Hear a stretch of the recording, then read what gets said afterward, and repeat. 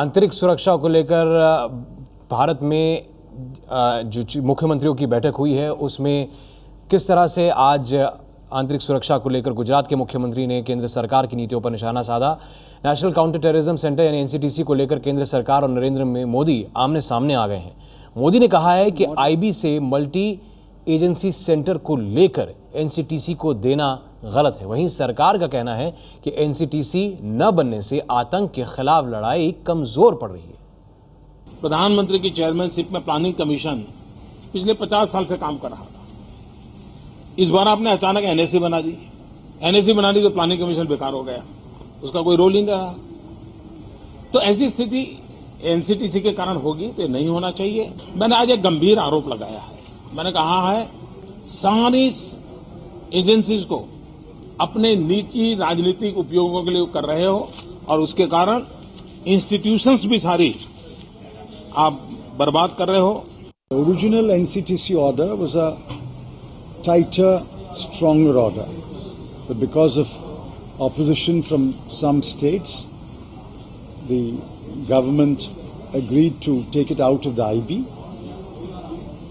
and also modified the powers that are proposed to be vested in the NCTC. But if even that is opposed, I'm afraid it will only mean that we are not serious about fighting terrorism. पश्चिम बंगाल की Howrah Lok Sabha seat पर ममता की party Trinamool Congress आगे चल रही है। पहले भी ये सीट तृणमूल कांग्रेस के पास ही थी। बंगाल में चिटफंड घोटाले और यूपीए से ममता के अलग होने के बाद ये पहला चुनाव है। पाकिस्तान में आज नवाज शरीफ प्रधानमंत्री पद की शपथ लेने वाले हैं। इस वक्त नेशनल असेंबली की सदस्यता की शपथ लेते हुए वो सांसदों को संबोधित कर रहे हैं। से मर्दानावार जंग में कोई कोताही नहीं करूंगा इंशाअल्लाह। जनाब स्पीकर, हमने मुल्क को दरपेश मसाइल के हल का जामे प्लान तैयार कर लिया है।